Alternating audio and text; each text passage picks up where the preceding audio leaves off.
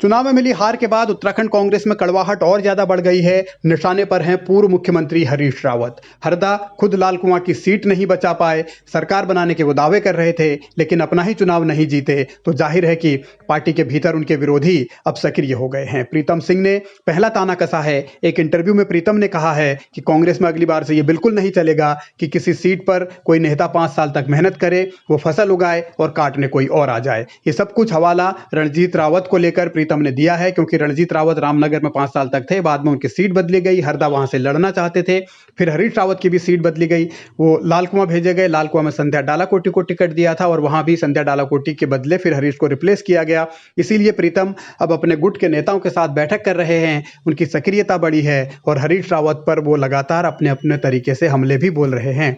प्रीतम के करीबी नेता भी हरीश रावत की खिलाफत अब खुलकर करने लगे हैं और तमाम चीज़ें लिखी जा रही हैं, सोशल मीडिया के सहारे तंज कसे जा रहे हैं और आरोप ये लगाए जा रहे हैं कि हरीश रावत की वजह से ही कांग्रेस को हार का सामना करना पड़ा। सबकी चाहत 11 विधायक यानी 2017 आला दोबारा 19 विधायक। तो ये कांग्रेस के भीतर की तमाम तरीके की राजनीति है। संघी भी हरीश रावत को बताया जा रहा है और प्रीतम सिंह के चाहने वाले लगातार ये कोशिश कर रहे हैं कि हरदा को किसी तरीके से अब डाउन किया जाए, नेग्लेक्ट किया जाए और उनकी जो भूमिका है उस पर सवाल लगातार खड़े करते रहे जाएं। प्रीतम सिंह ने कांग्रेस को खड़ा किया था, लेकिन एक चेहरे की महत्वाकांक्षा ने हरा दिया। यह भी दावा किया जा रहा है कि कई ऐसे सीटें थी जहां कांग्रेस जीत सकती थी, लेकिन हरीश रावत की जिद की वजह से वो सीटें कांग्रेस को हारनी पड़ी। तो प्रीतम का खेमा अपनी लॉबिंग में जुटा है, अपने तरीके से राजनीतिक जो गहमा गहमी है वो बढ़ाई जा रही है और हरीश रावत के लिए मुश्किल ये है कि वो लगातार 2 बार चुनाव विधानसभा का हारे हैं। पहले 2017 हारे, फिर 19 भी लोकसभा का चुनाव हारे, यानी लगातार तीसरा चुनाव वो हारे हैं। तो इन परिस्थितियों में हरीश रावत के सामने बहुत ज़्यादा चुनौतियां हैं और इन चुनौतियों का वो कैसे सामना करेंगे। अब वो अनुपमा रावत की जीत के बाद हरिद्वार में गंगा पूजा करना चाहते हैं, लेकिन यहाँ भी प्रीतम सिंह के करीबी हरीश रावत पर सवाल दागने से नहीं चूक रहे।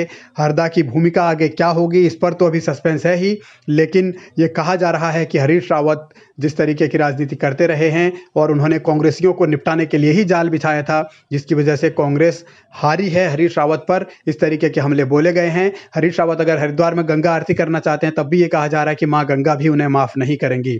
तो सियासी तौर पर यह हरीश रावत के लिए अब सबसे बड़ी परीक्षा है, क्योंकि पार्टी के बाहर तो उन पर लगातार हमले होते ही रहे, पिछले कुछ सालों में पार्टी के भीतर भी हमले हुए हैं और अब जब वो हारे हैं तो ये हमले तेज होंगे, इससे इनकार नहीं किया जा सकता।